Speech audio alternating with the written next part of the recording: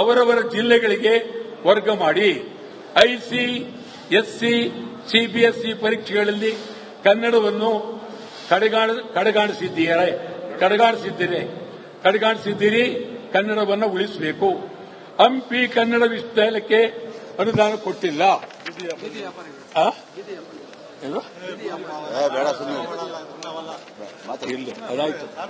ಇದು ನಾನು ನಾಡಿನ ಜನತೆಗೆ ಸಮಗ್ರ ಕನ್ನಡಿಗರಿಗೆ ಹೇಳ್ತೀನಿ. ವಟಾಳ್ ನಾಗರಾಜ್ ಅವರು ಪ್ರತಿ ಸಾರಿನೂ ಬಂದು ಕರೆದು ಬಿಡ್ತಾರೆ ಬಾಯಿ ಚಪ್ಪಲಿಕ್ಕೆ. ಏನು ನನ್ನ ಹೋರಾಟದ ಬಗ್ಗೆ ಯಾರಿಗಾದರೂ ಹಿನ್ನೆಲೆ ಇದ್ರೆ ಎಂತೆಂಥವರು, KC ರೆಡ್ಡಿ ಅವರು, ಹನುಮಂತಯ್ಯನವರು, ನಿಜಲಿಂಗಪ್ಪನವರು, ಎಂತೆಂಥವರು ನನ್ನನ್ನ ಗೌರವ ಪ್ರೀತಿಯಿಂದ ನೋಡಿದರೆ. ಈಗ ಕೆಲವರು ಚಪಲ ಅಂತಾರಲ್ಲ, ಹೆಂಗೆ ಚಪಲ ಅಂದ್ರೇನು ಶಿವಕುಮಾರ್?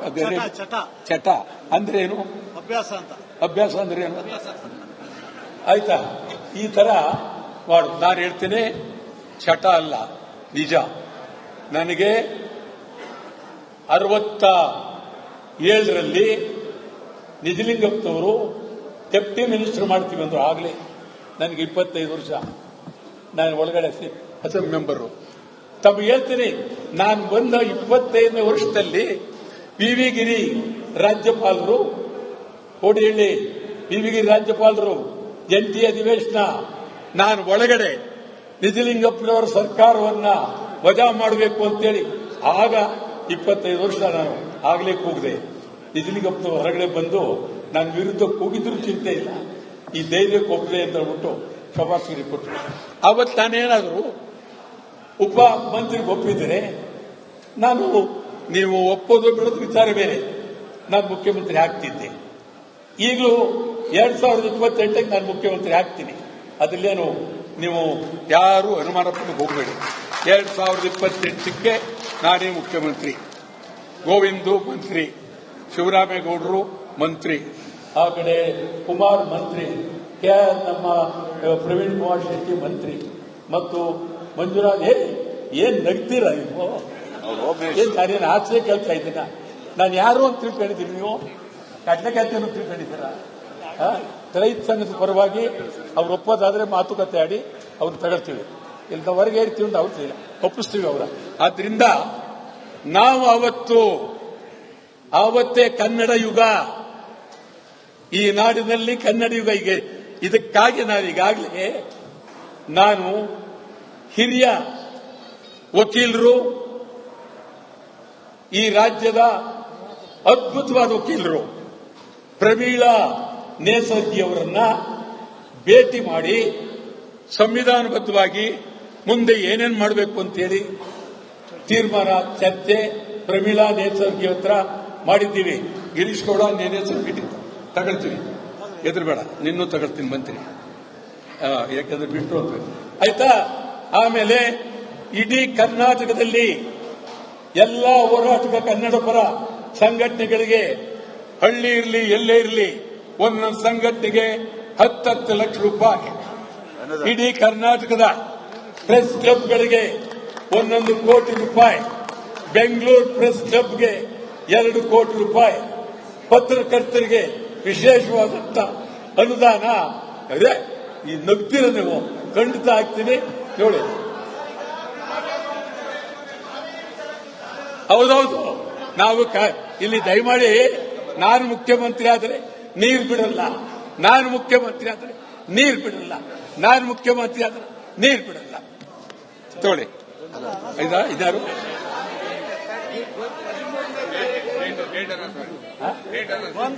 ಅದೇ ಅವರು ಬಹಳ ಮೊದಲಿಂದ ನನ್ನ ಮೇಲೆ ಬೀಳ್ತಾ ಇದ್ದಾರೆ.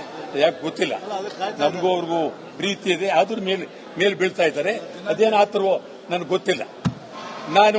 ನಾನೇನು ಪಾಪ ನಾನು ಎಷ್ಟು ನೋವಾಗತ್ತಿದಿಲ್ಲ, ಗೊತ್ತಾಯ್ತಾ? ಇದು ಮಾಡಿ ನಾವು ಇಡೀ ರಾಜ್ಯದಲ್ಲಿ ಬಹಳ ಅದ್ಭುತವಾಗಿ ಹೋರಾಟ ಮಾಡಬೇಕಾಗಿದೆ. ಆ ದೃಷ್ಟಿಯಿಂದ ಯಾವುದೇ ಕಾರಣಕ್ಕೂ ಕಾವೇರಿ ನೀರನ್ನ ತಮಿಳುನಾಡಿಗೆ ಬಿಡಕ್ಕಾಗೋದಿಲ್ಲ ಅಂತ ಹೇಳಿ ಭಾರಿ ಹೋರಾಟ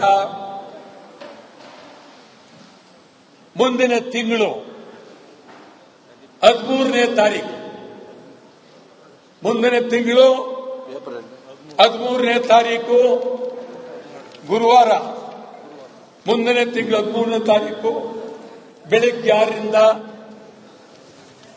ಸಂಜೆ 6ರವರೆಗೆ ಅಖಂಡ ಕರ್ನಾಟಕ ಬಂದ್. ಬೆಳಗ್ಗೆ 6ರಿಂದ ಸಂಜೆ 6ರವರೆಗೆ ಅಖಂಡ ಕರ್ನಾಟಕ ಬಂದ್. ಕರ್ನಾಟಕ ರಾಜ್ಯದ ಪ್ರತಿಯೊಬ್ಬ ಕನ್ನಡಿಗರು ಕೈ ಮುಗಿದು ಕೇಳ್ತೇನೆ, ಯಾರು ಇದಕ್ಕೆ ವಿರೋಧ ಮಾಡಬೇಡಿ, ನೈತಿಕ ಬೆಂಬಲ ಅಂತ ಹೇಳಬೇಡಿ. ನಾನು ಎಲ್ಲರನ್ನೂ ಅಭಿಮಾನದಿಂದ ಪ್ರೀತಿಯಿಂದ ಕೇಳ್ತಾ ಇದ್ದೇನೆ. 13ನೇ ತಾರೀಕು ಐತಿಹಾಸಿಕವಾದಂಥ ದಿನ. 6ರಿಂದ ಸಂಜೆ 6ರವರೆಗೆ ಆಸ್ಪತ್ರೆಗಳು ಅವಕ್ಕೆಲ್ಲ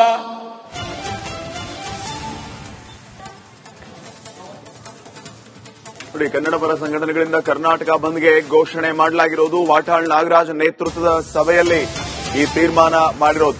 ತಮಿಳುನಾಡಿಗೆ ಕಾವೇರಿ ನೀರು ಬಿಡುಗಡೆಗೆ ಖಂಡನೆಯನ್ನ ವ್ಯಕ್ತಪಡಿಸಿದ್ದಾರೆ. ತಮಿಳುನಾಡಿಗೆ ಕಾವೇರಿ ನೀರನ್ನ ಹರಿಸಬೇಡಿ ಅಂತ ಹೇಳಿ ಹೋರಾಟವನ್ನ ಮಾಡ್ತಾ ಇರೋದು. ಆಗಸ್ಟ್ 13ಕ್ಕೆ ಅಖಂಡ ಕರ್ನಾಟಕ ಬಂದ್. ಆಗಸ್ಟ್ 13ಕ್ಕೆ ಕರ್ನಾಟಕ ಬಂದ್. ಕಾವೇರಿ ನೀರಿಗಾಗಿ ರಾಜ್ಯದಾದ್ಯಂತ ಹೋರಾಟವನ್ನ ಮಾಡ್ತೀವಿ, ಎಲ್ಲರೂ ಈ ಹೋರಾಟಕ್ಕೆ ಬೆಂಬಲವನ್ನ ನೀಡಬೇಕು ಅಂತ ವಾಟಾಳ್ ನಾಗರಾಜ್ ಮನವಿಯನ್ನ ಮಾಡಿಕೊಂಡಿದ್ದಲ್ಲದೆ ಆಗಸ್ಟ್ 13ಕ್ಕೆ ಬೆಳಗ್ಗೆ 6 ಗಂಟೆಯಿಂದ ಸಂಜೆ 6 ಗಂಟೆವರೆಗೆ ಅಖಂಡ ಕರ್ನಾಟಕ ಬಂದ್ ಬಂದ್ ಬಂದ್ ಅಂತ ಹೇಳಿ ವಾಟಾಳ್ ನಾಗರಾಜ್ ಘೋಷಣೆ ಮಾಡಿದ್ದಾರೆ.